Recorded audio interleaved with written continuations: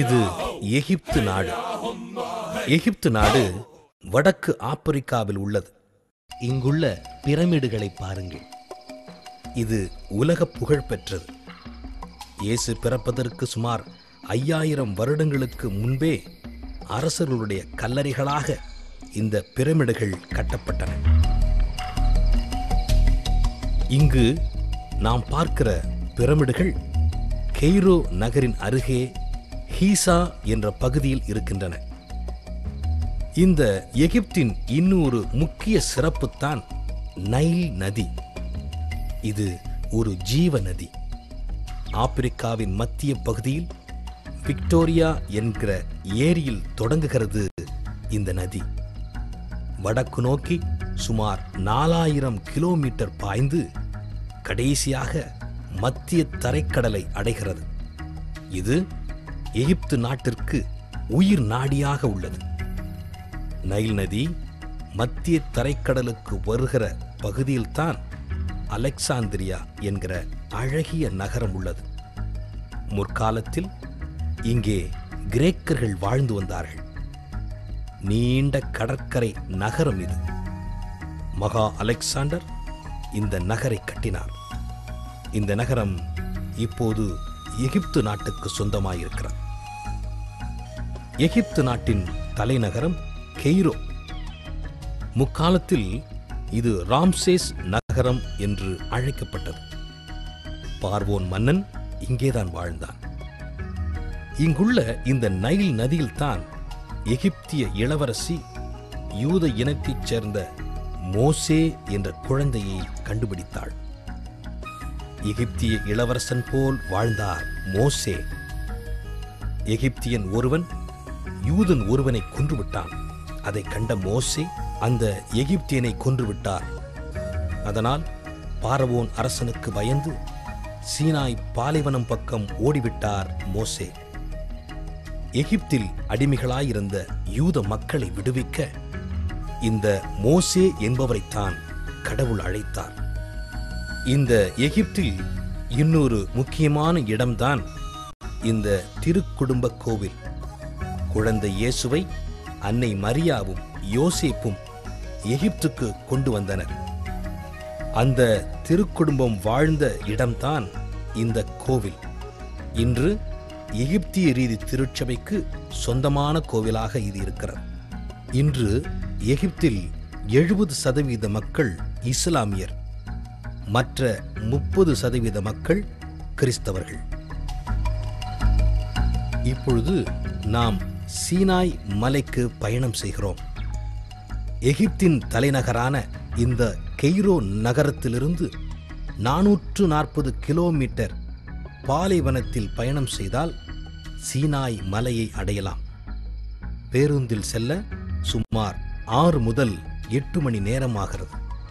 கெய்ரோவிலிருந்து சீனாய் பாலைவனத்தில் சுமார் 3 மணி நேரம் பயணம் செய்தால் செங்கடல் வருகிறது. இதோ அதைத்தான் நாம் இப்பொழுது பார்க்கிறோம். இதுதான் அந்த செங்கடல். கடவுளுடைய கிருபையால் இஸ்ராயேல் மக்களை இங்கேதான் கடக்க வைத்தார் மோசே. ஆனால் இன்று சூயஸ் கால்வாய் கட்டிவிட்டார்கள். இதோ இப்போது செங்கடலை பார்க்கிறோம். இது சிவப்பு நிறமா? இல்லை. இதன் பக்கத்தில் உள்ள சீனாய் பாலைவன சிறு குன்றுகள் சிவப்பு நிறமாக இருக்கிறது. மழை பெய்யும் போது அந்த மழை நீர் செந்நீராக கடலில் கலக்கிறது. அதனால் கடலின் ஓரம் சிவப்பாக காணப்படும். இதனால் மக்கள் இக்கடலை செங்கடல் என்று அழைக்கிறார்கள். தொடர்ந்து பாலைவனத்திலே நாம் பயணம் செய்கிறோம். இப்போது நாம் ஆப்பிரிக்க கண்டத்திலிருந்து ஆசியா கண்டத்தில் நுழைந்து விட்டோம். இஸ்ராயேல் மக்கள் குடிக்க தண்ணீர் இல்லாமல் வாடிய போது மாசா மெரிபா என்ற இடத்தில் அவர்களுக்கு கடவுள் தண்ணீர் கொடுத்தார் என்பதை விடுதலை பயணம் என்ற புத்தகத்திலே வாசிக்கிறோம். அந்த இடத்திற்குத்தான் இப்போது நாம் போகிறோம். தண்ணீர் இல்லாத போது செங்கடல் அருகே உள்ள இந்த பாலைவனத்தில் மக்கள் கிணறு தோண்டினார்கள். ஆனால் தென்பட்டதோ பாறைதான்.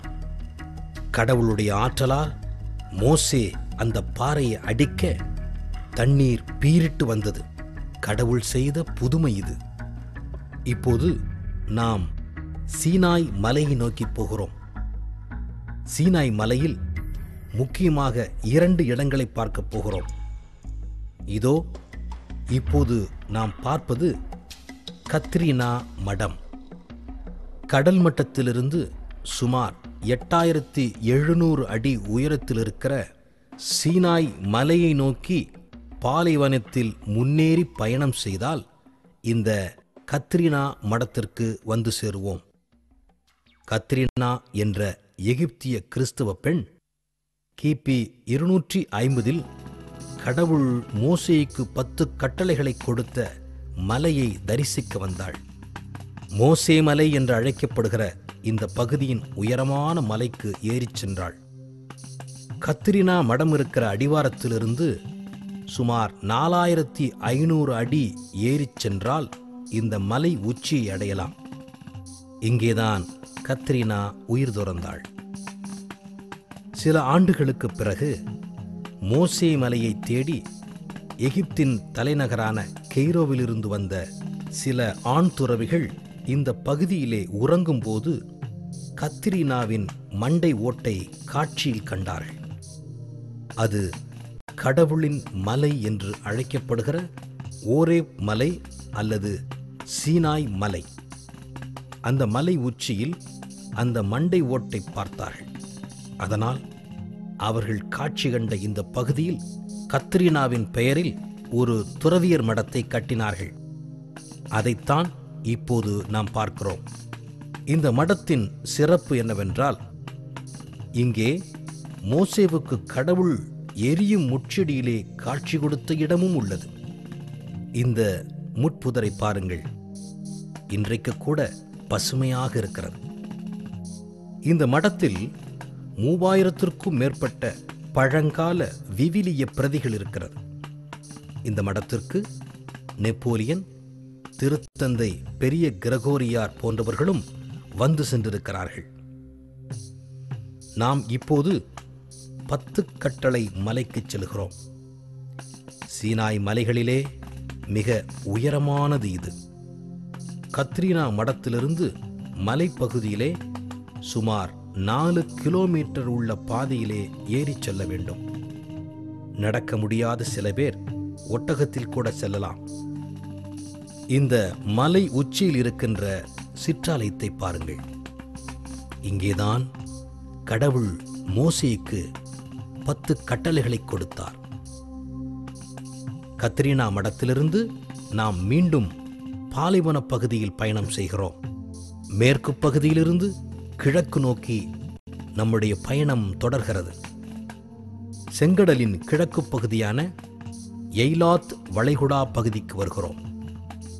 வடக்கு திசை நோக்கி பயணம் சென்றால் தாபா என்கிற எகிப்து நாட்டின் எல்லை வருகிறது.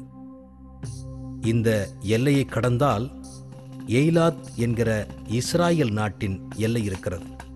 இந்த எய்லாத் நகரத்திலிருந்து இஸ்ராயேல், ஜோர்டான், சவுதி அரேபியா, எகிப்து என்கிற 4 நாடுகளையும் பார்க்கலாம். இங்கிருந்து சுமார் 6 மணி நேரம் பயணம் செய்தால் இஸ்ராயேல் நாட்டின் தலைநகரான எருசலேமை நாம் சென்றடையலாம். இஸ்ராயேல் நாடு இது கனானியர்கள் வாழ்ந்ததால் கானான் நாடு என்றும், பெலிஸ்தியர்கள் வாழ்ந்ததால் பாலஸ்தீனா என்றும், இஸ்ராயேல் மக்கள் குடியேறி வாழ்ந்ததால் இதற்கு இஸ்ராயேல் என்றும் பல பெயர்கள் இருக்கிறது. கிபி 70 யூதப் புரட்சி நடந்தது. ரோமை அரசு இந்த புரட்சியை முறியடித்த போது யூதர்கள் உலகெங்கும் சிதறி ஓடிப்போனார்கள். அதனால் இந்த நாட்டில் சிரியா, ஜோர்டான், சவுதி அரேபியா போன்ற நாடுகளிலிருந்து வந்த அரேபியர்கள் குடியேறத் தொடங்கினார்கள். பிற்காலத்தில் இவர்களில் பெரும்பாலோர் முஸ்லிம்களாக மாறிவிட்டார்கள். 1945ஆம் ஆண்டு யூதர்களின் இஸ்ராயேல் நாடு மீண்டும் உருவானது. அதனால் இங்கிருந்த அரேபிய இன மக்கள் அகதிகளாக்கப்பட்டார்கள். அதனால் குடியுரிமையோ அரசுரிமையோ இல்லாதவர்களாக மாறிவிட்டார்கள். இவர்களில் பெரும்பாலோர் இஸ்லாமியர்கள், வெகு சொற்ப பேர்தான் கிறிஸ்தவர்கள். இதனால் இந்த நாட்டில் யூத இன மக்களுக்கும் அரேபிய இனத்தவருக்கும் தொடர்ந்து போராட்டம் நடந்து கொண்டே இருக்கிறது. இது இன வேறுபாடு, மத வேறுபாடு என்று பல காரணங்களால் நடந்து கொண்டிருக்கிறது. இந்த நாட்டில் இன்றைக்கும் வழக்கத்தில் உள்ள காசு ஷெக்கல் என்பதாகும். ஆனால் அமெரிக்க டாலரும் ஐரோப்பிய யூரோவும் இங்கே தாராளமாக புழக்கத்தில் இருக்கிறது. இந்த நாட்டில் மத்திய தரைக்கடல் தட்பவெப்ப நிலையே இருக்கிறது. அதனால் பகலில் அதிக வெயில் இருக்கும், ஆனால் வேர்க்காது. மாலையானதும் குளிர் ஆரம்பித்துவிடும். நவம்பர் மாதம் முதல் மார்ச் மாதம் வரை கடும் குளிர் இருக்கும். இப்பொழுது நாம் எருசலேமிலிருந்து இயேசு பிறந்த ஊரான பெத்லஹேமுக்கு செல்கிறோம். எபிரேயத்தில் பெத்லஹேம் என்றால் அப்ப வீடு என்று பெயர். எருசலேமிலிருந்து சுமார் 8 கிலோமீட்டர் தெற்கே இந்த ஊர் உள்ளது. இந்த ஊரில்தான் ரூத்தும் அவருடைய கணவர் போவாசும் வாழ்ந்தார்கள். தாவீது பிறந்த ஊரும் இதுதான். இந்த ஊரில் நாம் இப்போது பார்ப்பது இயேசு பிறந்த பேராலயம். இந்த பேராலயத்தின் முகப்பை பாருங்கள். 4 அடியே உயரமான வாசல் மட்டுமே இருக்கிறது. சிலுவை போர் காலத்தில் கிபி 1199 இங்குள்ள பேராலயத்தை புதுப்பித்தார்கள். இறைமகன் இயேசு பிறந்த இடத்தை தரிசிக்க யார் வந்தாலும் தலை குனிந்துதான் இந்த கோவிலுக்குள் வர வேண்டும் என்பதாலும், அந்த காலத்தில் இஸ்லாமிய போர் வீரர்கள் இந்த கோவிலுக்குள் குதிரை மீது இருந்தபடியே நேராக நுழைந்து புனிதத்தை கெடுத்ததாலும் இந்த கோவிலின் முகப்பு 4 அடிகள் மட்டுமே வைக்கப்பட்டது. இப்பொழுது நாம் இயேசு பிறந்த இடத்திற்கு போகிறோம். இதை பாருங்கள். இதுதான் பொன்னாலான நட்சத்திரம். இது தாவீதின் நட்சத்திரம் என்று அழைக்கப்படுகிறது. இந்த இடத்தில்தான் நம் ஆண்டவர் இயேசு கிறிஸ்து பிறந்தார். இந்த இடம் கிரேக்க ரீதி கிறிஸ்தவர்களுக்கு சொந்தமாயிருக்கிறது. இந்த கோவிலில் 3 கிறிஸ்தவ திருச்சபைகளுக்கு சொந்தமான பகுதிகள் இருக்கிறது. இயேசு பிறந்த இந்த இடம் கிரேக்க ரீதி கிறிஸ்தவர்களுக்கும், இதற்கு மேல் உள்ள பெரிய பீடப்பகுதி அர்மீனிய கிறிஸ்தவர்களுக்கும், மற்ற பகுதிகள் லத்தீன் ரீதி கத்தோலிக்க கிறிஸ்தவர்களுக்கும் சொந்தமாக இருக்கிறது. கத்தோலிக்க கிறிஸ்தவர்களுக்கு சொந்தமான இந்த குகையில்தான் புனித எரோனிமுஸ் என்பவர் கிபி 325 எபிரேயம், கிரேக்கம் என்ற மூல மொழிகளிலிருந்து லத்தீன் மொழியில் விவிலியத்தை முதலில் மொழிபெயர்த்தார். இதை உல்காத்தா என்று திருச்சபை அழைக்கிறது. இப்போது நாம் இந்த கோவிலிலிருந்து பால்குகை கோவிலுக்கு பயணம் செய்கிறோம். குழந்தை இயேசுவை தொலைக்க ஏரோது தேடினான்.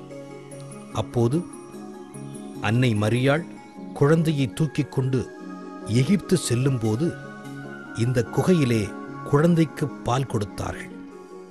அதில் ஒரு சொட்டு பால் கீழே விழுந்தது.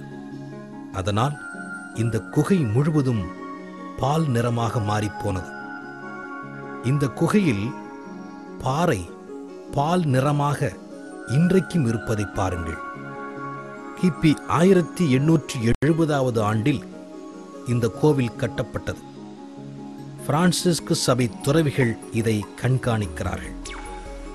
இந்த பால் குகை மண்ணை பக்தியாய் பாலில் கலந்து குடிப்பவர்களுக்கு பல புதுமைகள் நடப்பதை நாடே அறியும். இங்கிருந்து நாம் இடையர்கள் நிலத்துக்கு போகிறோம். இயேசு பிறந்த பேராலயத்திலிருந்து சுமார் 2 கிலோமீட்டர் தூரத்தில் இந்த திருத்தலம் இருக்கிறது.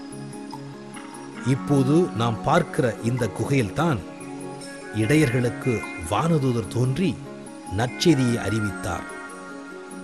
கிபி 4ஆம் நூற்றாண்டு முதலே இந்த கோவில் உள்ளது. இந்த ஊரிலும் சரி, பெத்லஹேமிலும் அதிகமாக அரேபிய இன மக்கள் வாழ்கிறார்கள். அதனால் பெத்லஹேம், எரிகோ போன்ற நகரங்களை அரேபிய இன மக்களின், அதாவது இன்று பாலஸ்தீனர்கள் என்று அழைக்கப்படும் மக்கள் நிர்வாகத்திற்கு இஸ்ராயேல் அரசு விட்டிருக்கின்றது. அதனால் இவர்களை கட்டுப்படுத்த இஸ்ராயேல் அரசு 2006ஆம் ஆண்டு முதல் பெத்லஹேம் நகரைச் சுற்றி 12 மீட்டர் உயரமுள்ள கான்கிரீட் சுவரை கட்டியிருக்கிறதை இப்போது நாம் பார்க்கிறோம்.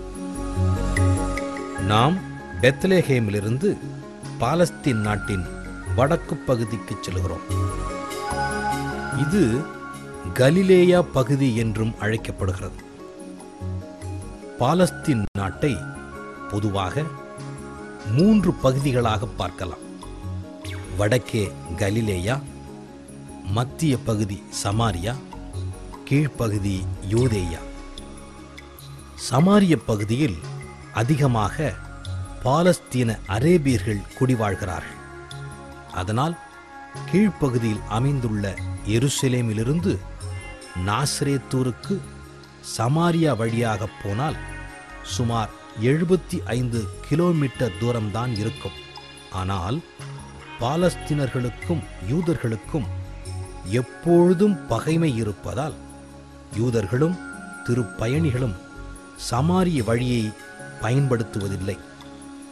யோர்தான் பள்ளத்தாக்கு வழியாக செல்வதுதான் வழக்கமாகிவிட்டது.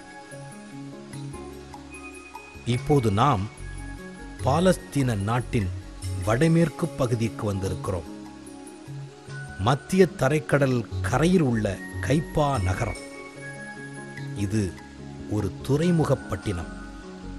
கடல் மட்டத்திலிருந்து 1600 அடி உயரத்தில் இருக்கிற கார்மேல் மலைப்பகுதியை ஒட்டியுள்ளது இந்த நகரம்.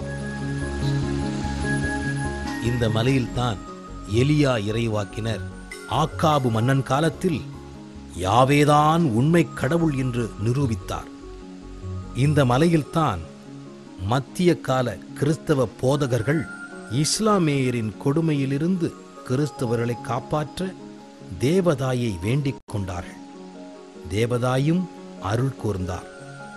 அதனால் கார்மேல் அன்னை பக்தி துவங்கியது. இந்த மலையில் இப்போது நாம் பார்ப்பது அந்த கார்மேல் மாதா கோவில்.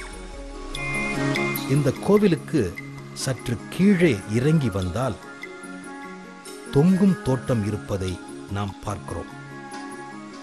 பாகாய் சமயத்தைச் சார்ந்தவர்களுடைய கோவிலை இந்த தோட்டம் அழகு செய்வதையும் நாம் பார்க்கிறோம். இந்த கைப்பா நகரம்தான் இஸ்ராயேல் நாட்டின் மிகப்பெரிய துறைமுகம். ஐரோப்பா மற்றும் கிரேக்க நாடுகளிலிருந்து வருகிற கப்பல்கள் எல்லாம் இங்குதான் வருகின்றன. இப்போது நாம் கார்மேல் மலைப்பகுதியில் இருந்து சற்றே தென்கிழக்காக பயணம் செய்து நாசரேத்து ஊரை அடைகிறோம். நாசரேத்தூர் கலிலேயா பகுதியில் உள்ளது. எருசலேமிலிருந்து யூதேயா பாலைவனம் வழியாக 35 கிலோமீட்டர் பயணமாகி எரிகோ பகுதியை அடைகிறோம். அங்கிருந்து யோர்தான் பள்ளத்தாக்கு வழியாக வடக்கு நோக்கி சுமார் 80 கிலோமீட்டர் சென்றால் நாசரேத்தூரை அடையலாம். புண்ணிய பூமியின் இந்த வடக்கு பகுதி, அதாவது கலிலேயா, மிகவும் வளமானது. யோர்தான் நதி இங்கிருந்து புறப்படுவதாலும் கலிலேயா கடல் இங்கு இருப்பதாலும் இந்த வளமான பகுதியில் மக்கள் அதிகமாக வாழ்கிறார்கள். கடல் மட்டத்திலிருந்து சுமார் 1230 அடி உயரமாக உள்ள ஒரு மலையில்தான் நாசரேத்தூர் அமைந்துள்ளது. இயேசு வாழ்ந்த நாசரேத்தூரில் தற்போது யூதர்களை விட அரேபிய இன இஸ்லாமியர்கள்தான் அதிகமாக வாழ்கிறார்கள். இந்த பகுதியில் உள்ள மிக முக்கியமான திருத்தலம் மங்கள வார்த்தை பேராலயம். இது நாசரேத்தூரில் இருக்கிறது. இப்போது நாம் பார்க்கிற இந்த பேராலயம்தான் கபிரியேல் தூதர் மாதாவுக்கு மங்கள வார்த்தை சொன்ன இடம். தற்போதுள்ள இந்த பேராலயம் இரட்டை கோவில்களாக இருப்பதை நாம் இப்போது பார்க்கிறோம். இது பிரான்சிஸ்கு சபை துறவிகளால் தற்போது கண்காணிக்கப்பட்டு வருகிறது. இந்த குகைதான் வானதூதர் அன்னை மரியாவுக்கு காட்சியளித்த இடம்.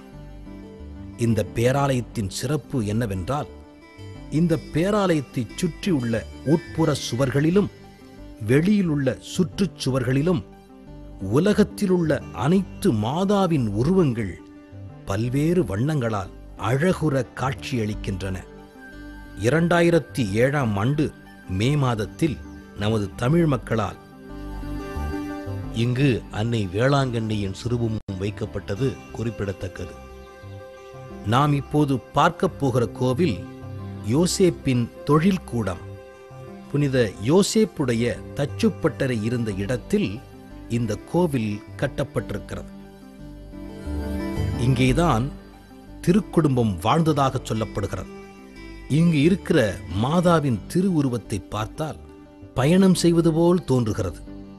அதனால்தான் இந்த திருவுருவத்தை நாசரேத்தூரில் இருக்கும் பயணமாதா என்று கூறுகிறார்கள். இங்கிருந்து வடக்கு திசை நோக்கி சுமார் 500 மீட்டர் தூரம் நடந்து சென்று அன்னை மரியாவுடைய கிணற்றை பார்க்கிறோம். இந்த கிணற்றுக்கு அருகில் ஒரு கோவில் இருப்பதை பார்க்கிறோம். மாதா இந்த கிணற்றிலிருந்துதான் தண்ணீர் எடுத்தார் என்று சொல்லப்படுகிறது. இன்றைக்கு இங்கே ஒரு நீரூற்று இருப்பதையும் பார்க்கலாம். இந்த கோவில் கிரேக்க ரீதி கிறிஸ்தவர்களுக்கு சொந்தமாயிருக்கிறது. நாசரேத்தூரை விட்டு சுமார் 8 கிலோமீட்டர் வடகிழக்காக சென்று கானா ஊரை அடைகிறோம். இந்த ஊரில் நடந்த ஒரு திருமணத்தில் தான் இயேசு தண்ணீரை திராட்சை ரசமாக்கினார். அதன் நினைவாக கட்டப்பட்டதுதான் இந்த கோவில். அந்த காலத்து திருமணத்தில் பயன்படுத்தப்பட்ட தண்ணீர் ஜாடிகளை நினைவுபடுத்தும் வகையில் இந்த கோவிலில் 6 கற்ஜாடிகள் இருப்பதை பார்க்கிறோம். இயேசுவின் காலத்து உண்மையான அந்த தொட்டிகள் தற்போது ஜெர்மன் நாட்டில் உள்ள கொலோன் பேராலயத்தில் வைக்கப்பட்டுள்ளது. இந்த கோவிலுக்கு வரும் திருப்பயணிகள் தங்கள் திருமணத்தை புதுப்பித்துக் கொள்கிறார்கள். அதற்கான சான்றிதழை இந்த கோவிலின் பங்கு தந்தை அளிக்கிறார். இயேசுவின் புதுமையை நினைவுபடுத்தும் வகையில் இந்த ஊரில் நிறைய திராட்சரசம் விற்கும் கடைகளை பார்க்கிறோம். திருப்பயணிகள் பெரும்பாலும் இங்கே கானாவூர் திராட்சரசத்தை வாங்கிச் செல்வது வழக்கம். கானாவூரிலிருந்து நமது பயணம் கஃபர்நாகும் நோக்கிச் செல்கிறது. கலிலேயா பகுதியில் மிக பெரும் பழமை வாய்ந்த மீனவ பகுதி இது. சீமோன் பேதுரு, அந்திரேயா, யாக்கோபு, யோவான் போன்ற திருத்தூதர்கள் வாழ்ந்த ஊர் இது. இங்கே இயேசு சிறுவயது முதல் பலமுறை வந்திருக்கிறார், வாழ்ந்திருக்கிறார். இங்குள்ள ஜெபக்கூடம் இன்று பாழடைந்த நிலையில் இருப்பதை பாருங்கள். இங்கே இயேசு பல முறை போதித்திருக்கிறார். இந்த பகுதியில் இயேசு பல புதுமைகளையும் செய்திருக்கிறார். இப்போது நாம் பார்ப்பது பேதுருவின் வீடு. இங்கேதான் இயேசு பேதுருவின் மாமியாரை குணமாக்கினார். இப்போது நாம் பார்க்கிற அழகிய நவீன கோவில் அவருடைய வீட்டிற்கு மேல் கட்டப்பட்டது. 1989ஆம் ஆண்டில் நமது தமிழக கர்தினால் மேதகு லூர்துசாமி ஆண்டகை அவர்கள் இக்கோவிலை புனிதம் செய்து திறந்து வைத்தார்கள். இங்கிருந்து இயேசு அப்பங்களை பலுகச் செய்த தாப்கா என்ற இடத்திற்கு செல்கிறோம். தாப்கா என்பது ஒரு அரேபிய சொல். 5 நீரூற்றுகளின் பகுதி என்று இதற்கு பொருள். தற்போது ஒரு நீரூற்று மட்டுமே இருக்கிறது. பொதுவாக பாலஸ்தீன் நாட்டில் இருக்கிற திருத்தலங்களை இத்தாலிய நாட்டைச் சார்ந்த பிரான்சிஸ்கு சபை துறவிகள் கண்காணிக்கிறார்கள். ஆனால் இந்த கோவிலை ஆசீர்வாதப்பர் சபை துறவிகள் கண்காணிக்கிறார்கள். இந்த கோவிலின் நடுவில் ஒரு பாறை இருப்பதை பார்க்கிறோம். இந்த பாறை மீதுதான் இயேசு அப்பங்களையும் மீனையும் பலுகச் செய்தார். இந்த கோவிலை விட்டு வெளியே வந்து கொஞ்ச தூரம் நடந்தால் உயிர்த்த ஆண்டவர் பேதுருவுக்கு காட்சியளித்த கோவில் இருக்கிறது. நீ என்னை அன்பு செய்கிறாயா என்று பேதுருவை பார்த்து இயேசு 3 முறை கேட்டார் என்று விவிலியத்தில் வாசிக்கிறோம். அந்த புண்ணிய இடம் இதுதான். இந்த கோவிலில் உள்ள பீடத்தின் நடுவில் இருக்கிற பாறையில்தான் இயேசு உட்கார்ந்து மீனை சுட்டு அப்போஸ்தலர்களுக்கு கொடுத்தார். அதனால் இந்த கோவில் மென்சா கிறிஸ்டி என்று அழைக்கப்படுகிறது. அதாவது கிறிஸ்துவின் உணவு மேசை என்பது பொருள். என் ஆடுகளை மேய் என்று பேதுருவை பார்த்து இயேசு சொன்னதை இப்போது நாம் பார்க்கிற சுரூபம் நினைவுபடுத்துகிறது. இப்போது நாம் பார்ப்பது மலைப்பொழிவு கோவில். கலிலேயா கடலின் வடக்கு பகுதியில் இந்த கோவில் இருக்கிறது. இத்தாலிய கலை அம்சத்தோடு கலிலேயா ஏரிச்சரிவில் கட்டப்பட்டதுதான் இந்த கோவில். இந்த கோவிலின் சுவர்கள் 8 பாகங்களை கொண்டது. ஒவ்வொரு பாகத்திலும் மலைப்பொழிவின் ஒரு பகுதி பல மொழிகளில் எழுதப்பட்டிருக்கிறது.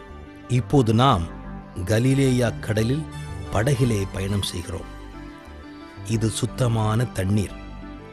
பாலஸ்தீன் போன்ற மிகச்சிறிய நாட்டில் 20 கிலோமீட்டர் நீளமும் 12 கிலோமீட்டர் அகலமும் கொண்டதாக இந்த நீர்ப்பரப்பு இருக்கிறதனால் இதை மக்கள் கடல் என்றே அழைக்கிறார்கள். ஆனால் இது மிகப்பெரிய ஏரி. கலிலேயா கடல், திபேரியா கடல், கெனசரெத் ஏரி, கப்பர்நாகும் ஏரி என்று இதற்கு புதிய ஏற்பாட்டில் பல பெயர்கள் இருக்கிறது. இயேசுவின் சீடர்கள் இங்குதான் மீன் பிடித்தார்கள். இயேசுவும் அவர்களை இங்குதான் முதலில் அழைத்தார். இயேசு கடல் மீது நடந்தார் என்று நாம் யோவான் நற்செய்தியில் வாசிக்கிறோம். அந்த கடல்தான் இந்த ஏரி. இஸ்ராயேல் நாட்டுக்கு தண்ணீர் தருவதும் இந்த ஏரிதான். எவ்வளவு அருமையாக நீல நிறத்தில் இருப்பதை பாருங்கள். நடுப்பகுதியில் ஏறக்குறைய 30 அடிக்கு மேல் ஆழம் உண்டு. இங்கே நிறைய மீன்களையும் நீங்கள் பார்க்கலாம். இந்த ஏரிக்கு இவ்வளவு தண்ணீர் எங்கிருந்து வருகிறது என்று நமக்கு ஆச்சரியமாயிருக்கும். இஸ்ராயேல் நாட்டின் வடக்கு எல்லையில் லெபனான் நாட்டு மலை இருக்கிறது. இதை ஹெர்மோன் மலை என்றும் சொல்லுகிறார்கள். அந்த மலை மேல் பனிக்கட்டிகள் இருக்கிறது. இந்த பனிக்கட்டிகள் உருகி மலை அடிவாரத்திலிருந்து நீரூற்றுகள் புறப்பட்டு தெற்கு நோக்கி பாய்கிறது. முக்கியமாக 3 பெரிய நீரூற்றுகள் உள்ளன. இதில் பனியாஸ் என்பதுதான் பெரிய நீரூற்று. இந்த நீரூற்றுகளிலெல்லாம் குலே என்ற சிறிய ஏரியில் ஒன்று சேர்ந்து ஆறாக புறப்பட்டு தெற்கு நோக்கி பாய்கிறது. அதுதான் யோர்தான் நதியின் பிறப்பிடம். அங்கிருந்து புறப்பட்டு கடல் மட்டத்தை விட 680 அடி தாழ்ந்து இருக்கிற கலிலேயா கடலில் கலக்கிறது. கலிலேயா கடலிலிருந்து மீண்டும் வெளியாகி சுமார் 110 கிலோமீட்டர் தூரம் தெற்கு நோக்கி பாய்ந்து சாக்கடலிலே சங்கமிக்கிறது. கலிலேயா கடலிலிருந்து யோர்தான் நதி புறப்பட்ட 1 கிலோமீட்டர் தூரத்தில் யார்தனித் என்ற இடம் இருக்கிறது. யோர்தான் நதியின் இந்த இடத்தில்தான் இயேசு திருமுழுக்கு பெற்றார். இந்த இடத்திற்கு பயணிகள் எல்லோரும் வந்து போவதை நாம் இப்போது பார்க்கிறோம்.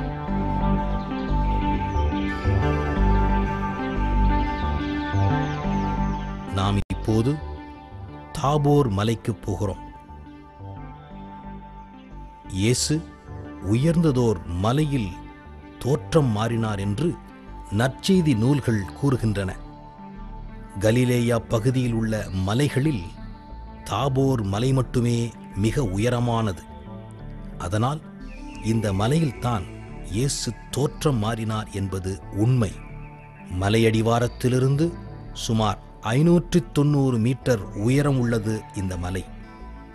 ஏறக்குறைய 4 கிலோமீட்டர் தூரமுள்ள சாலை இந்த மலை உச்சிக்கு அழைத்துச் செல்கிறது. இந்த மலையில் அழகியதொரு கோவிலை பார்க்கிறோம். 1924ஆம் ஆண்டில் இந்த பேராலயம் கட்டப்பட்டது. இங்கிருந்து புறப்பட்டு யோர்தான் பள்ளத்தாக்கு வழியாக தெற்கு நோக்கி பயணம் செய்கிறோம். தாபோர் மலையிலிருந்து சுமார் 70 கிலோமீட்டர் பயணம் செய்து எரிகோ நகருக்கு வருகிறோம். இந்த எரிகோ நகரம்தான் உலகத்திலேயே மிக பழமையான ஊர் என்று சொல்லுகிறார்கள். இயற்கையான நீரூற்று இங்கே நிறைய இருக்கிறது. இந்த ஊர் வழியாகத்தான் இஸ்ராயல் மக்கள் வாக்களிக்கப்பட்ட நாடான இந்த பாலஸ்தீன் நாட்டிற்குள் நுழைந்தார்கள்.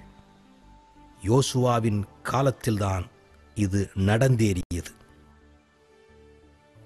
இறைவாக்கினர் எலிசா உப்பை தெளித்து தண்ணீரை நல்ல தண்ணீராக மாற்றியது கூட இந்த ஊரில்தான். இந்த ஊரில்தான் பிறவியிலேயே பார்வையற்றவருக்கு இயேசு பார்வையும் கொடுத்தார். இந்த ஊர் பழங்களுக்கு புகழ் பெற்றது. இந்த ஊரில் 2 முக்கியமான இடங்களை நாம் இப்போது பார்க்கப் போகிறோம். இதுதான் சோதனை மலை. அதாவது இயேசு திருமுழுக்கு வாங்கின பிற்பாடு 3 முறை சோதிக்கப்பட்டார் என்பது நமக்கு தெரியும். அந்த 3 சோதனைகளில் ஒன்று இப்போது நாம் பார்க்கிற இந்த மலை மேல்தான் நடந்தது. அதனால்தான் இது சோதனை மலை என்று மக்களால் அழைக்கப்படுகிறது. எரிகோ நகரில் இருக்கிற இந்த மரம் ஒரு காட்டு அத்தி மரம். இயேசுவை காண சக்கேயு ஏறிய மரம் இதுதான். அந்த காலத்திலிருந்து 2000 ஆண்டுகளாக இன்றைக்கும் இந்த மரம் இருப்பது ஆச்சரியத்தை தருகிறது. நாம் எரிகோவை விட்டு சாக்கடல் பகுதிக்கு போகிறோம். இதுதான் சாக்கடல். இதை உப்பு கடல் என்றும் அராபா கடல் என்றும் பழைய ஏற்பாடு கூறுகிறது. இது வற்றாத ஒரு ஏரி என்று கூட சொல்லலாம். சுமார் 70 கிலோமீட்டர் நீளமும் 30 கிலோமீட்டர் அகலமும் கொண்ட பெரிய நீர்ப்பரப்பு இந்த ஏரி. அதனால் இதை கடல் என்று கூறுவது வழக்கமாகிவிட்டது. யோர்தான் நதி கலிலேயா கடலிலிருந்து புறப்பட்டு யூதேயா பாலைவன பகுதி வழியாக பாய்கிறது. தண்ணீர் தெற்கே வரவர யூதேயா பாலைவன பகுதியில் உள்ள தாது பொருட்களால் பாதிக்கப்பட்டு அதனுடைய உப்பு அளவு மிக அதிகமாகிறது. அதனால் இந்த சாக்கடலில் வந்து அது கலக்கும் போது உப்பு நீராக மாறுகிறது. சாதாரண நீரில் 300 கிராம் உப்பு இருக்கிறது என்றால் இந்த கடலில் உள்ள நீரில் அதைவிட 8 மடங்கு உப்பு அதிகமாக இருக்கும்.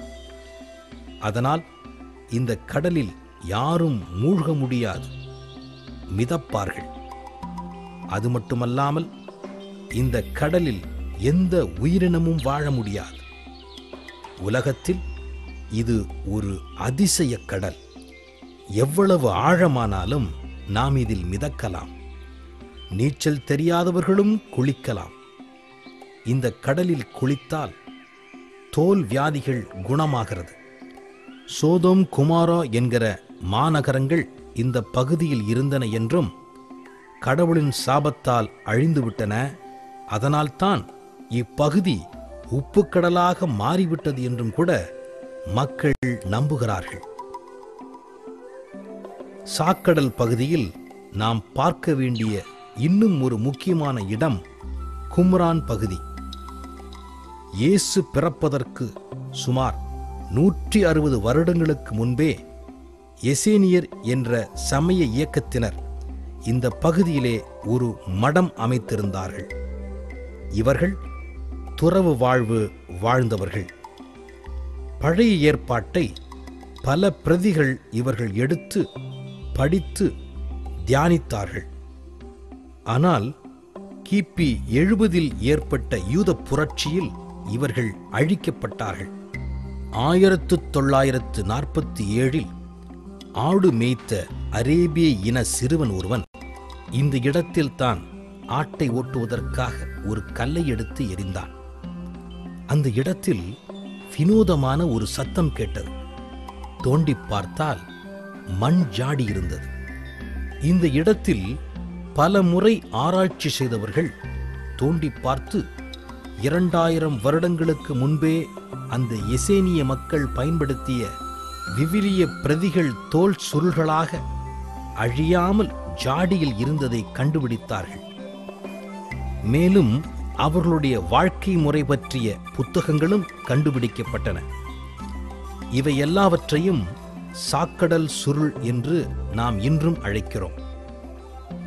இதில் என்ன முக்கியத்துவம் என்றால், அவர்கள் அந்த காலத்தில் பயன்படுத்திய விவிலிய நூலும், உதாரணமாக இறைவாக்கினர் எசாயா நூலும், நாம் இன்று பயன்படுத்துகிற எசாயா நூலும் மாறுபடாமல் ஒத்து இருக்கின்றன.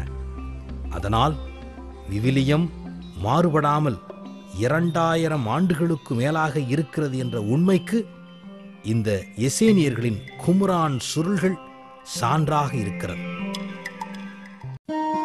சாக்கடல் பகுதியிலிருந்து மீண்டும் யூதேயா பாலைவனம் வழியாக எருசலேமுக்கு செல்கிறோம். இந்த பாலைவன பாதை சுமார் 35 கிலோமீட்டர் தூரம் இருக்கிறது. இப்போது நாம் எருசலேம் நகரத்துக்கு வந்துவிட்டோம். இந்த எருசலேமில் தான் சாலமோன் கட்டிய கோவில் இருந்தது. அதனால் யூதர்களுக்கு இது மிக முக்கியமான ஊர். இந்த எருசலேமில் தான் நம் ஆண்டவர் இயேசு இறந்ததும் உயிர்த்ததும். அதனால் நமக்கும் இது புண்ணிய பூமி. இந்த எருசலேமில் தான் இப்போது நாம் பார்க்கிற தங்க கோபுரம் இருக்கிறது. இந்த இடத்தில் தான் ஆபிரகாம் ஈசாக்கை பலியிட்டார்.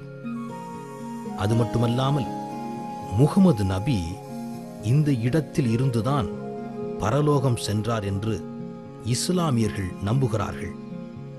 அதனால் அவர்களுக்கும் இது புண்ணிய நகரமாகிறது. இஸ்லாமியர்களுக்கு உலகத்திலேயே மிக முக்கியமான மசூதிகள் 3 இருக்கிறது. முதலாவது மெக்கா, அடுத்தது மெதினா, அதற்கும் அடுத்தது இங்கு இருக்கிற எருசலேம் மசூதி. யூத நாடான இந்த இஸ்ராயேல் நாட்டில் இந்த பெரிய மசூதி எப்படி வந்தது? கிபி 70 யூத புரட்சிக்கு பிறகு யூதர்கள் உலகெங்கும் சிதறிப்போய்விட்டார்கள். சாலமோன் கட்டிய கோவிலை அந்த காலத்து ரோமை அரசு தரைமட்டமாக்கிவிட்டது. அதன் பிறகு அரேபிய இன மக்கள் இங்கு குடியேறத் தொடங்கினார்கள். அவர்களில் பெரும்பாலானோர் இஸ்லாமியராக மாறிவிட்டார்கள். இந்த இஸ்லாமியர்கள் யூத கோவில் இருந்த இடத்தில் பெரிய மசூதியை கட்டினார்கள். நாம் இப்போது பார்ப்பதுதான் அந்த மசூதி. 1945 இஸ்ராயேல் நாடு மீண்டும் ஏற்பட்டாலும் இந்த மசூதி இஸ்லாமியர் ஆதிக்கத்தில் தான் இன்றும் இருந்து வருகிறது. இதனால் இதற்குள் எந்த யூதரும் போவதில்லை. ஆனால் தங்கள் கோவில் ஒரு மசூதியாக மாறிவிட்டதே என்கிற வருத்தம் இவர்களுக்கு இன்னும் இருக்கிறது. இந்த நிலைக்கு தங்கள் பாவம்தான் காரணம் என்று நினைத்து யூதர்கள் இந்த மசூதியின் மேற்குப்புற வெளிச்சுவரில் முட்டி மோதி அழுகிறார்கள். இப்போது நாம் பார்ப்பது அந்த புலம்பல் சுவர். ஆண்கள் ஒரு பக்கமாகவும் பெண்கள் ஒரு பக்கமாகவும் நின்று ஜெபிப்பதை பாருங்கள். தங்களுடைய சொந்த வேண்டுதல்களையும் காகிதங்களில் எழுதி இந்த சுவரிலே வைப்பது இன்றும் வழக்கமாயிருக்கிறது. மறைந்த திருத்தந்தை 2ஆம் ஜான் பால் இங்கு வந்து சென்றது குறிப்பிடத்தக்கது.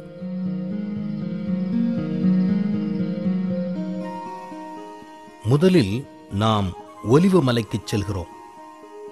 எருசலேம் ஊருக்கு கிழக்கே கெதரோன் பள்ளத்தாக்குக்கு மேலே இந்த ஒலிவ மலை இருப்பதை பாருங்கள். ஒலிவ மரங்கள் இங்கு அதிகமாக பயிரிடப்பட்டதனால் இந்த மலையை ஒலிவ மலை என்று சொல்லுகிறார்கள். இப்போது நாம் பார்ப்பது இயேசு விண்ணேற்றம் அடைந்த கோவில். இந்த இடத்திலிருந்துதான் இயேசு விண்ணேற்றம் அடைந்தார். தொடக்கத்தில் இங்கே கிறிஸ்தவ கோவில் இருந்தது. ஆனால் மத்திய காலகட்டத்தில் இஸ்லாமியர்கள் அந்த கோவிலை அழித்து விட்டார்கள். இப்போது நாம் பார்க்கிற நினைவு சின்னம் ஒரு இஸ்லாமிய குடும்பத்திற்கு சொந்தமானது. அதனால் இதை பார்ப்பதற்கு நாம் கட்டணம் செலுத்த வேண்டியிருக்கிறது. இங்கிருந்து கொஞ்சம் இறங்கிச் சென்றால் இயேசு ஜெபிக்க கற்றுக் கொடுத்த கோவிலை பார்க்கலாம். இந்த இடத்தில்தான் இயேசு தம் சீடர்களுக்கு ஜெபிக்க கற்றுக் கொடுத்தார்.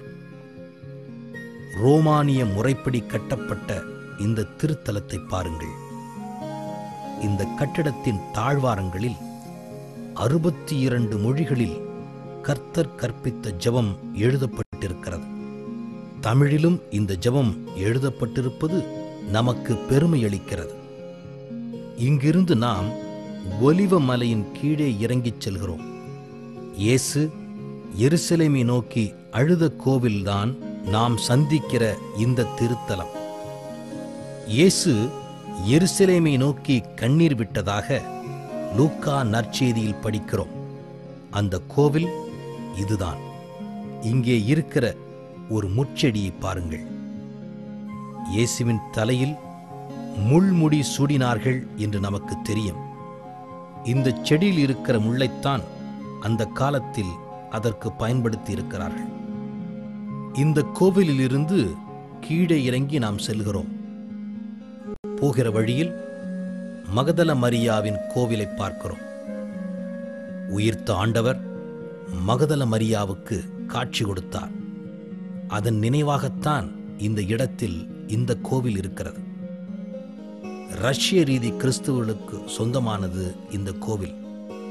ரஷ்ய கட்டிடக் கலையின்படி கிபி 17ஆம் நூற்றாண்டிலே கட்டப்பட்டது இது. இது கெத்சமேனி தோட்டம். ஒலிவ மலையின் அடிவாரத்திலே இந்த தோட்டம் இருக்கிறது.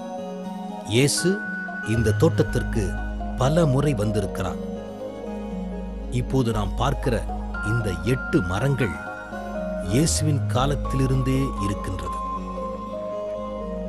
இந்த தோட்டத்தில் தான் இயேசு இரத்த வியர்வை உயர்த்தார். அந்த இடத்தை மையமாக வைத்து இந்த கோவில் கட்டப்பட்டிருக்கிறது. இந்த கோவிலை கட்ட உலகத்தில் இருக்கிற எல்லா கிறிஸ்தவர்களும் பொருள் உதவி செய்திருக்கிறார்கள். அதனால் அனைத்து நாடுகளின் கோவில் என்று இது அழைக்கப்படுகிறது. இந்த கோவிலின் உள்ளே போகிறோம். இயேசுவின் பாடுகளை நினைவுபடுத்தும் வகையில் இந்த கோவில் சற்று இருட்டாகவே இருக்கிறது. இந்த பீடத்தின் அடியில் இருக்கிற பாறையில்தான் இயேசு இரத்தம் சிந்தினார். நம்முடைய ஆண்டவர் இயேசு நம் எல்லோருக்காகவும் இந்த இடத்தில் வேதனைகள் பட்டார். இந்த இடத்தில்தான் அவர் கைதும் செய்யப்பட்டார். இயேசுவை கைது செய்த போர் வீரர்கள் தீர்ப்பிட பிலாத்துவிடம் அழைத்துச் சென்றது இந்த பாதை வழியாகத்தான். ஒலிவ மலையிலிருந்து எருசலேம் உள்ளே நுழைய ஸ்தேவான் வாசல் வழியாகத்தான் செல்ல வேண்டும். அதுதான் இந்த வாசல். எருசலேம் நகரம் இயேசுவின் காலத்திற்கு முன்பே மதில் சுவர்களால் பாதுகாக்கப்பட்டது. சுமார் 36 அடி உயரமுள்ள 6 அடி அகலம் கொண்ட கருங்கற்களால் கட்டப்பட்டதுதான் இந்த சுவர். இதனால் எருசலேம் நகருக்கு உள்ளே போக 8 வாசல்கள் உள்ளன. அந்த 8 வாசல்களில் ஒன்றுதான் இந்த ஸ்தேவானின் வாசல். யூதர்கள் இதை சிங்க வாசல் என்று அழைக்கிறார்கள். தொடக்க திருச்சபையில் ஸ்தேவானை இந்த இடத்தில் யூதர்கள் கொலை செய்ததால் இந்த வாசலை ஸ்தேவான் வாசல் என்று கிறிஸ்தவர்கள் குறிப்பிடுகிறார்கள். அது மட்டுமல்லாமல் ஏரோது வாசல், தமஸ்கு வாசல், புதிய வாசல், யோப்பா வாசல், சியோன் வாசல், கழிவுப் பொருள் வாசல், இறுதியாக பொன் வாசல் என்று 8 வாசல்கள் இருப்பதை நாம் பார்க்கிறோம். இவற்றில் பொன் வாசல் எப்போதும் மூடப்பட்டிருக்கும். ஏனென்றால் இதன் வழியாக மெஸ்ஸியா மட்டுமே எருசலேமுள் நுழைவார் என்று யூதர்கள் நம்பினார்கள். இப்போது நாம் ஸ்தேவான் வாசல் வழியாக எருசலேம் உள்ளே நுழைகிறோம். மிகவும் குறுகிய சாலை இது. இந்த சாலையில்தான் இயேசுவை கைது செய்து அழைத்துச் சென்றார்கள். அதனால் இது சிலுவைப் பாதை சாலை என்று இன்றும் அழைக்கப்படுகிறது. நாம் சந்திக்கின்ற முதல் திருத்தலம் பெத்சதா குளம். இதை சிலர் பெதஸ்தா குளம் என்றும் சொல்கிறார்கள். 5 மண்டபங்கள் கொண்ட குளமாக இது இருந்தது. உடல் நலமற்றோர் இந்த குளத்தில் தண்ணீர் கலங்கிய பின் முதலில் இறங்கினால் நோய் தீரும் என்ற நம்பிக்கை இருந்தது.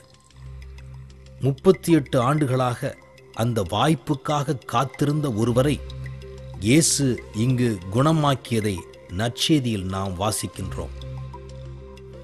இப்போது நாம் பார்ப்பது புனித அன்னம்மாள் கோவில். இது பிரான்ஸ் நாட்டு கத்தோலிக்கரால் கட்டப்பட்ட கோவில். சுவக்கின் அன்னம்மாள் வாழ்ந்த வீடுதான் கோவிலாக கட்டப்பட்டிருக்கிறது. இங்கேதான் அன்னை மரியா பிறந்தார். மீண்டும் நாம் சிலுவைப் பாதை சாலைக்கு வருகிறோம். இதோ தெரிகிற இணைப்பு பாலத்தை பாருங்கள்.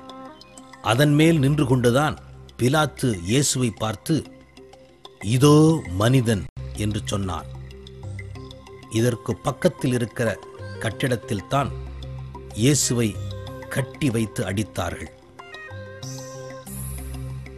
இயேசு தீர்ப்பிடப்பட்ட இடத்தில்தான் இந்த கோவில் இருக்கிறது. பிலாத்து இயேசுவுக்கு மரண தண்டனை அளித்து தீர்ப்பிட்டான். பொதுவாக பிலாத்து போன்ற ரோமை ஆளுநர்கள் மேற்கே மத்திய தரைக்கடல் அருகே இருக்கிற செசாரியா என்ற நகரத்தில் தான் வாழ்ந்தார்கள். திருவிழா காலங்களில் மட்டுமே எருசலேம் வருவார்கள். அதன்படி பாஸ்கா திருவிழா சமயத்தில் பிலாத்தும் எருசலேமுக்கு வந்து இந்த அரண்மனையிலே தங்கியதுண்டு. அதனால் இந்த அரண்மனையில்தான் இயேசுவை அவர் தீர்ப்பிட்டார். இது சிலுவை பாதையில் நமக்கு முதல் தலம். இப்போது நாம் பார்ப்பது சிலுவை பாதையின் 2ஆம் தலம்.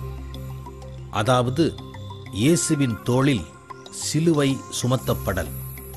இதன் அருகில் இருக்கிற இந்த கட்டிடம் பிரான்சிஸ்கு துறவற சபையின் விவிலிய கல்லூரி. இதில் இயேசுவின் காலத்து பழங்கால பொருட்களை அருங்காட்சியாக வைத்திருக்கிறார்கள். இது இயேசு முதன்முறை தரையில் விழுந்த இடம். மூன்றாவது தலம். அர்மேனிய கிறிஸ்தவர்கள் இதை வாங்கி ஒரு சிற்றாலயத்தை கட்டியிருக்கிறார்கள். அன்னை மரியாவும் இயேசுவும் சந்தித்த 4ஆம் தலத்தை இந்த நினைவு சின்னம் நமக்கு காட்டுகிறது. இதுவும் அர்மேனிய கிறிஸ்தவர்களால் கட்டப்பட்டு பாதுகாக்கப்பட்டு வருகிறது. இயேசு சிலுவை சுமக்க சீமோன் உதவி செய்த இடம்தான் இது.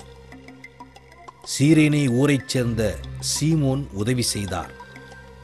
இது சிறிய தொழுகைக் கூடமாக இன்றைக்கு இருக்கிறது. இந்த சாலையிலே நாம் இப்போது பார்ப்பது வெரோனிகா இயேசுவின் முகத்தை துடைத்த இடம். இயேசுவின் முகம் துடைக்கப்பட்ட போது அந்த துணியில் அவருடைய முகம் பதிந்ததாக கிறிஸ்தவர்களிடையே நம்பிக்கை இன்றும் இருக்கிறது.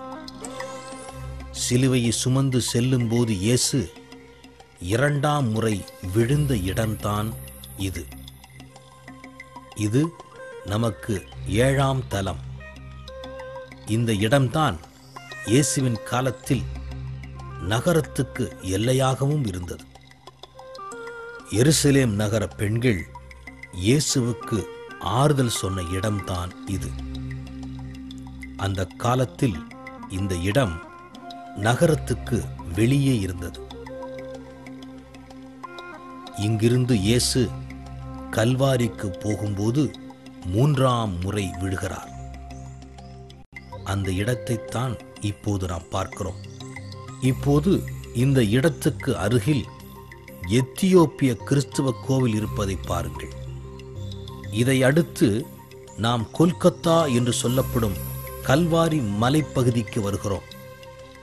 இப்போது நாம் பார்ப்பது கல்வாரி பேராலயம். இந்த பேராலயத்திற்கு வெளியேதான் இயேசுவின் ஆடைகளை களைந்தார்கள். இப்போது நாம் பேராலயத்திற்கு உள்ளே நுழைகிறோம். நுழைந்த உடனே வலது பக்கத்தில் பல படிக்கட்டுகள் இருப்பதை பார்க்கிறோம். அந்த படிக்கட்டுகளுக்கு மேலே ஏறிச் சென்றால் இயேசு சிலுவையில் அறையப்பட்ட புனித இடம் இருக்கிறது. இயேசு கல்வாரியில் மரித்த இடமும் இதுதான். இயேசு சிலுவையில் அறையப்பட்ட இந்த வரலாற்று இடத்தை ரோமை மாமன்னன் கான்ஸ்டன்டின் என்பவரின் தாய் புனித ஹெலனா 326இல் கண்டெடுத்தார்.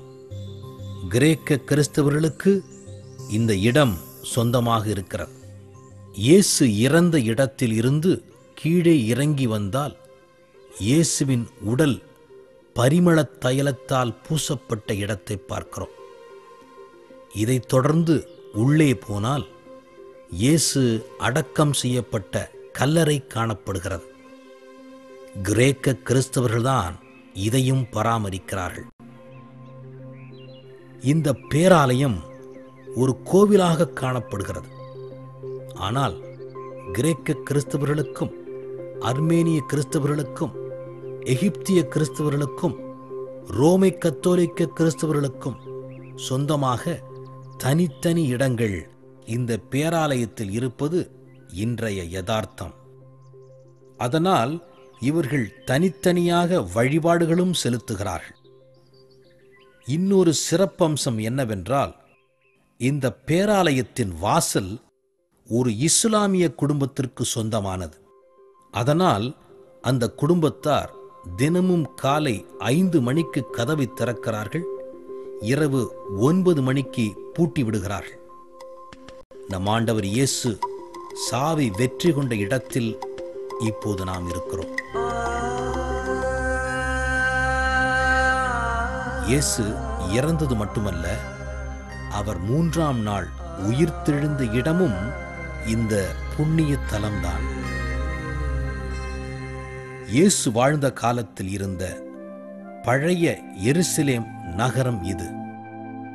இன்று இந்த நகரத்தில் 4 பகுதிகள் உள்ளன. இஸ்லாமிய குடியிருப்பு, அரேபிய கிறிஸ்தவ குடியிருப்பு, அர்மேனிய கிறிஸ்தவ குடியிருப்பு, அடுத்ததாக யூத குடியிருப்பு என்று இந்த 4 பகுதியில் 4 சமயத்தவரும் தனித்தனியாக வாழ்கிறார்கள். கிறிஸ்துவ பகுதியில் இருக்கிற இந்த கல்வாரியிலிருந்து நாம் அர்மேனிய கிறிஸ்துவ பகுதி வழியாக சீயோன் மலைப்பகுதிக்கு செல்கிறோம். இந்த எருசலேம் நகரம் 2 மலைகள் மத்தியிலே கட்டப்பட்டிருக்கிறது. சாலமோன் கோவில் இருந்த, அதாவது இன்றைக்கு மசூதி இருக்கிற பகுதி மொரேயா மலைப்பகுதி. அடுத்ததாக அர்மேனிய கிறிஸ்தவர்களை கடந்து மேற்கு பகுதியில் சென்றால் சீயோன் மலைப்பகுதி வருகிறது.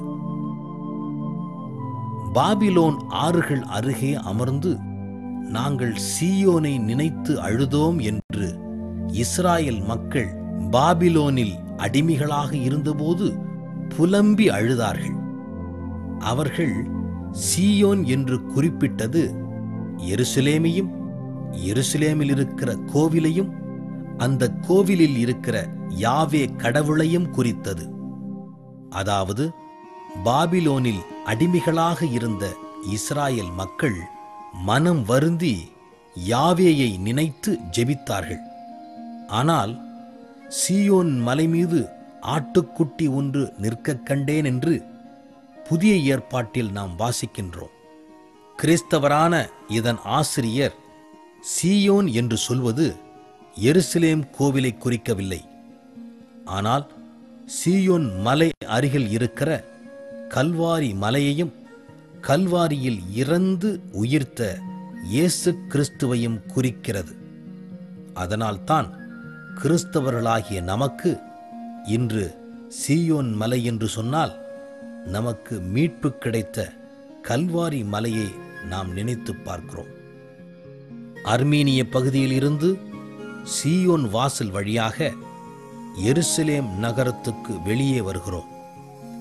இந்த பகுதிதான் சீயோன் மலைப்பகுதி. இப்போது நாம் பார்க்கிற இந்த கோவில் தூங்கும் மாதா கோவில் என்று அழைக்கப்படுகிறது. அதாவது இயேசு சிலுவையில் தொங்கிய போது அன்னை மரியாவை யோவானிடம் ஒப்படைத்தார். இந்த இடத்தில் இருந்த ஒரு சிறிய வீட்டில் மாதாவை குடியிருக்க வைத்தார் யோவான். சில ஆண்டுகளுக்கு பிறகு அன்னை மரியா இந்த இடத்தில் இறந்து விட்டார். மாதா இறந்து உடலோடும் ஆன்மாவோடும் விண்ணகத்துக்கு எடுத்துக் கொள்ளப்பட்டார் என்று தொடக்க காலத்திலிருந்தே கிறிஸ்தவர்கள் நம்பி வந்தார்கள். அன்னை மரியாவுக்கு கல்லறை என்பது எதுவும் இல்லை. அதனால் என்றென்றும் கடவுளோடு வாழுகின்ற அன்னை மரியா இறந்துவிட்டார் என்று சொல்ல விரும்பாத கிறிஸ்தவர்கள் அவர் தூங்குகிறார் என்றே சொல்லி வந்தனர். அதன் நினைவாகத்தான் இந்த இடத்தில் கோவில் கட்டும்போது தூங்கும் மாதா ஆலயம் என்று சொன்னார்கள். இந்த பேராலயத்தின் கீழ்த்தளத்தில் நாம் இப்போது பார்க்கிற சுரூபம் இதைத்தான் வெளிப்படுத்துகின்றது. இந்த நூற்றாண்டின் தொடக்கத்தில் கட்டப்பட்டதுதான் இந்த பேராலயம். இதையும் ஆசீர்வாதப்பர் சபை குருக்கள் பராமரிக்கிறார்கள். இப்போது நாம் பார்க்கிற இந்த புனித இடத்தைத்தான் மேல்மாடி அறை என்று சொல்லுகிறார்கள். அதாவது இயேசு தன் சீடர்களோடு இறுதி ராவுணவு உண்ட இடம். யூதர்களுக்கு சொந்தமாக இருப்பதால் இந்த இடம் மிகவும் எளிமையாக இருக்கிறது. ஆனால் பயணிகள் எல்லோரும் இதை பார்ப்பதற்கு தடையேதும் இல்லை. நற்கருணையை ஏற்படுத்திய இடமும் இதுதான். அதனால் கிறிஸ்தவர்களாகிய நமக்கு மிக மிக முக்கியமான ஒரு புனித இடம். இயேசுவின் பிரசன்னம் நம்மோடு என்றும் இருக்கிறது என்பதை இந்த புனித இடம் நமக்கு சுட்டிக்காட்டுகின்றது. இங்கிருந்து சற்றே நாம் இறங்கிச் சென்றால் பேதுரு இயேசுவை மறுதலித்த கோவிலை அடையலாம். இயேசு பிடிபட்டு சிறைக்குச் சென்றபோது பேதுரு 3 முறை அவரை மறுதலித்தார். சேவல் கூவும் முன் பேதுரு 3 முறை மறுதலித்தார் என்பதை நினைவுபடுத்த இங்கே கட்டப்பட்டுள்ள கோவில் சேவல் கூவும் புனித பேதுரு ஆலயம் என்று அழைக்கப்படுகிறது. அதனால் இந்த கோவிலின் மேல் சேவல் உருவம் பொறிக்கப்பட்டிருப்பதை பாருங்கள். இந்த இடத்திலிருந்து கெதரோன் பள்ளத்தாக்கை ஒட்டிய சாலையில் தெற்கு நோக்கிச் சென்று சீலோவாம் குளம் உள்ள பகுதியை நாம் அடைகிறோம்.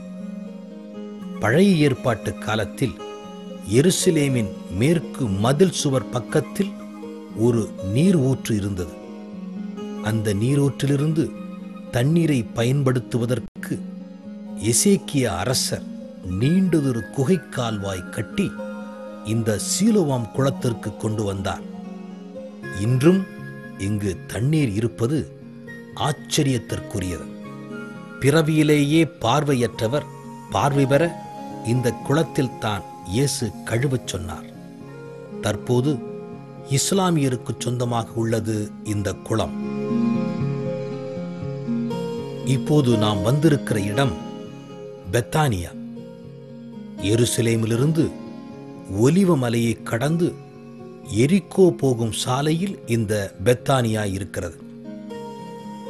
இதற்கு ஆறுதலின் வீடு என்று பெயர்.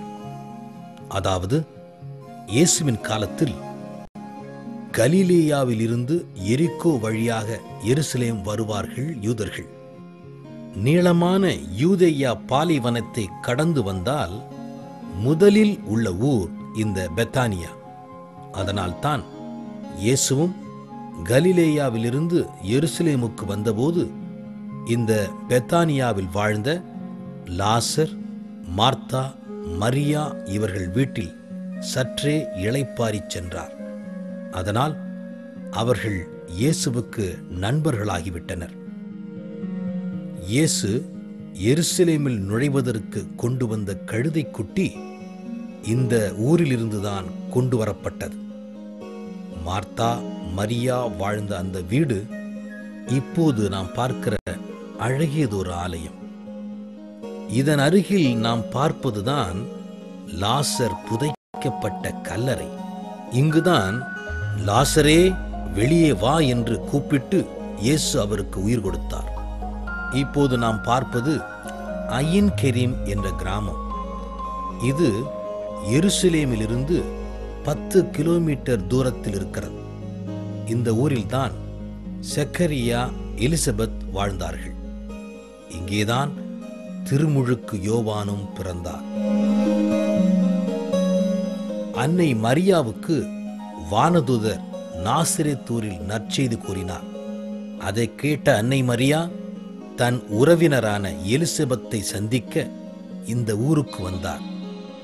சுமார் 75 கிலோமீட்டர் தூரம் உள்ள நாசரேத்திலிருந்து இந்த ஊருக்கு அந்த காலத்தில் பயணம் செய்வது என்பது மிக மிக ஆச்சரியமான விஷயம்.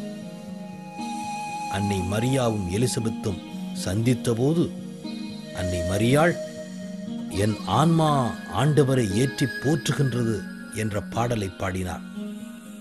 அந்த பாடல் இப்போது இந்த ஆலய வளாகத்தில் பல மொழிகளில் எழுதப்பட்டிருக்கிறது. தமிழிலும் உள்ளது என்பது நமக்கு பெருமை அளிக்கிறது. இந்த கோவில் உள்ள இடத்தில்தான் திருமுழுக்கு யோவான் பிறந்தார். அவர் பிறந்த அந்த புனித இடமானது இதோ இங்கே குகை கோவிலாக இருப்பதை பார்க்கிறோம். இந்த இடம்தான் செக்கரியாவும் எலிசபெத்தும் வாழ்ந்த வீடு. இங்கேதான் அவருடைய ஜெபத்தை ஏற்று கடவுள் இவர்களுக்கு பிள்ளை வரம் கொடுத்தார். அந்த மகிழ்ச்சியினால் இஸ்ராயேலின் கடவுளாகிய ஆண்டவரை போற்றுவோம் என்று செக்கரியா கடவுளை புகழ்ந்து பாடினார். அந்த பாடலின் வரிகள் இந்த வளாகத்தில் பல மொழிகளில் எழுதப்பட்டிருப்பதை பார்க்கிறோம். இயேசு கால் பதித்த இடம் எது என்று பார்த்தால் இன்றைக்கு 3 நாடுகளை நாம் சுட்டிக் காட்டலாம். இஸ்ராயேல் என்று அழைக்கப்படும் பாலஸ்தீன் நாடு, குழந்தை இயேசு தூக்கிச் செல்லப்பட்ட எகிப்து நாடு, மூன்றாவதாக இயேசு சில முறை சென்று போதித்து புதுமைகள் செய்த இன்றைய ஜோர்டான் நாடு. அதனால் இன்றைக்கு புண்ணிய பூமி என்று சொன்னால் ஜோர்டான் நாட்டையும் நாம் பார்க்க வேண்டும்.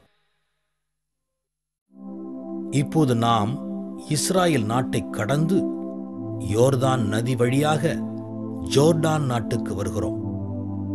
இந்த நாட்டில் பெரும்பாலான மக்கள் அரேபிய இன இஸ்லாமியர்கள். இப்போது நாம் பார்க்கிற இந்த இடம் நெபோ மலையில் கட்டப்பட்ட கோவில்.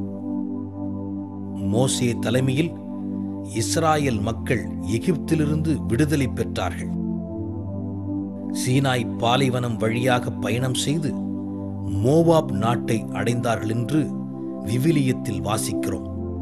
அந்த மோவாப் நாட்டு பகுதிதான் இந்த நெபோ மலை. இந்த மலைக்கு மோசே வந்தபோது அவருக்கு வயதாகி இருந்தது. அவரால் தொடர்ந்து மக்களை வழிநடத்த முடியவில்லை. இந்த இடத்தில் இருந்துதான் வாக்களிக்கப்பட்ட நாட்டை பார்த்து கொள்ள கடவுள் மோசேக்கு சொன்னார். இங்கிருந்து பார்த்தால் வாக்களிக்கப்பட்ட கானான் நாடு நன்றாக தெரியும். இந்த மலையில்தான் மோசே உயிர் துறந்தார். ஆனால் அவருக்கு இங்கே கல்லறை இல்லை. அவர் விண்ணகத்துக்கு எடுத்துக் கொள்ளப்பட்டார் என்று யூதர்கள் நம்பினார்கள். அவரின் நினைவாக இங்கே இந்த கோவில் கட்டப்பட்டிருக்கிறது. அது மட்டுமல்லாமல் பொற்கன்று வழிபாடு செய்த இஸ்ராயேல் மக்களை கடவுள் தண்டித்தார். ஆனால் அவர்களை மன்னிக்கும்படி மோசே கேட்டுக்கொண்டதனால் பாம்பை உயர்த்தி பிடிக்க அதை பார்ப்பவர்கள் உயிர் பிழைப்பார்கள் என்று கடவுள் வாக்கு கொடுத்தார். அதன்படி பார்த்தவர்கள் உயிர் பெற்றார்கள். பாம்பு உயர்த்தப்பட்ட போது எப்படி மக்கள் உயிர் பெற்றார்களோ அதுபோல் சிலுவையில் இயேசு உயர்த்தப்பட்ட போது உலக மக்கள் எல்லோருமே தங்கள் பாவங்களிலிருந்தும் சாவின் பிடியிலிருந்தும் உயிர் பெற்று எழுகிறார்கள் என்பது கிறிஸ்தவர்களின் நம்பிக்கை.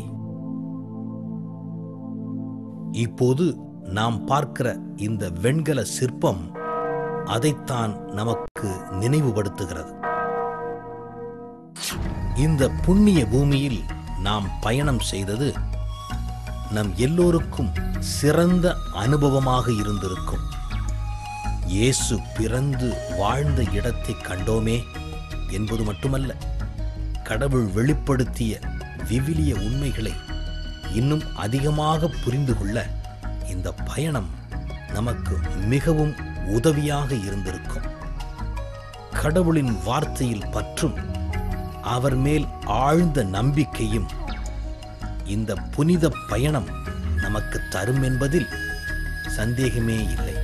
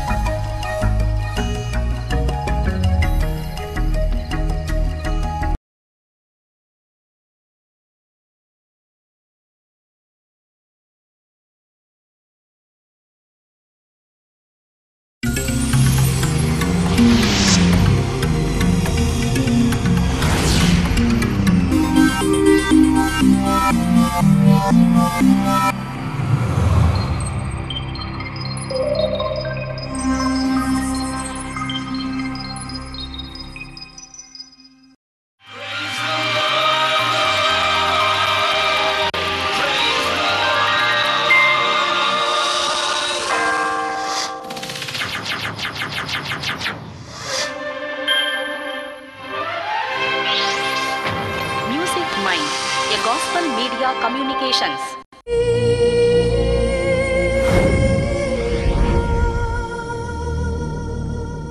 நாம் பல நாடுகளுக்கு பயணம் செய்கிறோம். உலக மீட்பராம் இயேசு கிறிஸ்து பிறந்து வளர்ந்து வாழ்ந்த நாட்டுக்கு பயணம் செய்வதென்பது நாம் அனைவரின் கனவாக இருக்கிறது. புண்ணிய பூமி, இதுதான் இஸ்ராயேல் நாடு. இந்த மிகச்சிறிய நாட்டுக்கு வடக்கு பகுதியிலே லெபனான் நாடும் சிரியாவும் இருக்கிறது. தெற்கே செங்கடல், மேற்கே மத்திய தரைக்கடல், கிழக்கே ஜோர்டான் நாடுமாக இந்த நாட்டின் எல்லைகளாக உள்ளன. 360 கிலோமீட்டர் பரப்பளவு கொண்டதுதான் இந்த மிகச்சிறிய இஸ்ராயேல் நாடு. உலகில் ஒரு கடவுள் கொள்கையை பின்பற்றுகிறவர்கள் யூதர், கிறிஸ்தவர், இஸ்லாமியர். இந்த 3 சமயங்களைச் சேர்ந்தவர்களும் இதை புண்ணிய பூமியாக கருதுகிறார்கள். கடவுள் தங்களுக்கு இந்த நாட்டை வாக்களித்தார் என்ற காரணத்தினால் யூதர்களும், மீட்பர் இயேசு இந்த நாட்டில் பிறந்தார் என்பதனால் கிறிஸ்தவரும், முகமது நபி பரலோகத்திற்கு இங்கிருந்து சென்றார் என்பதனால் இஸ்லாமியரும் இந்த நாட்டை புண்ணிய பூமியாக நினைக்கிறார்கள். உலகில் பாவம், சாவு என்பதெல்லாம் சாதாரணமாக பார்க்கக்கூடிய யதார்த்தங்கள். இதிலிருந்து நாம் விடுபட கடவுளே ஒரு திட்டத்தை ஏற்படுத்தினார். அந்த திட்டத்தை நாம் பைபிளிலே காண்கிறோம். இந்த திட்டத்தை மீட்பின் திட்டம் என்று சொல்லலாம். இந்த திட்டத்தை நிறைவேற்ற கடவுள் ஆபிரகாம் என்பவரை தேர்ந்து கொண்டார். ஆபிரகாம் என்பவர் யார்? இதோ நாம் பார்க்கின்ற இந்த மெசபடோமியா நாட்டைச் சேர்ந்தவர். இது இன்றைய ஈராக் நாடாகும். இயேசு பிறப்பதற்கு சுமார் 1800 வருடங்களுக்கு முன்பு மெசபடோமியாவில் ஊர் என்கிற கிராமத்தில் பிறந்தவர்தான் இந்த ஆபிரகாம். இந்த ஆபிரகாமுக்கு சொந்தமாக ஒரு நாட்டையும் ஒரு இனத்தையும் கொடுப்பதாக கடவுள் வாக்களித்தார். இதை நாம் விவிலியத்தில் தொடக்க நூலில் 12ஆம் அதிகாரத்தில் படிக்கிறோம். தன் ஊரை விட்டு தனது ஆட்டு மந்தைகளோடு புறப்பட்ட ஆபிரகாம் விளைச்சல் உள்ள ஆறுகள் வழியாக பயணம் செய்தார். மெசபடோமியாவிலிருந்து சீரியா ஆறுகள் வழியாக கானான் நாட்டில் உள்ள யோர்தான் நதிக்குச் சென்றார். கானான் நாடு, இங்கு பூர்வீகமாக கனானியர்கள் வாழ்ந்து வந்தார்கள். அதனால் இது கானான் நாடு என்று அழைக்கப்பட்டது. இந்த நாட்டைத்தான் கடவுள் தனக்கு வாக்களித்ததாக ஆபிரகாம் நம்பினார். ஆனால் அங்கே சென்றவுடனே தன்னுடைய நாடாக மாற்றிக்கொள்ள அவரால் முடியவில்லை. அந்த நாட்டின் கீழ்ப்பகுதியில் எபிரோன் என்ற இடம் இருந்தது. இதோ நாம் பார்க்கிற இந்த இடம்தான் அந்த ஊர். அந்த ஊரில் மாம்பிரே என்ற பள்ளத்தாக்கை விலை கொடுத்து வாங்கினார் ஆபிரகாம். தன்னுடைய ஆட்டு மந்தையை மேய்ப்பதற்காக பக்கத்தில் இருந்த எகிப்து நாட்டிற்குச் சென்றார் ஆபிரகாம். அங்கே நைல் நதி பள்ளத்தாக்கில் ஆடு மேய்ப்பது அவரது வழக்கம். அதன் பிறகு அவருடைய பிள்ளை ஈசாக்கும் அவருடைய பிள்ளை யாக்கோபும் அவருடைய பிள்ளைகளும் அங்கே ஆடு மேய்த்து வந்தார்கள். ஆனால் நாளடைவில் யாக்கோபின் பிள்ளைகள் எகிப்தில் அடிமைகளாகவே தங்கிவிட்டார்கள்.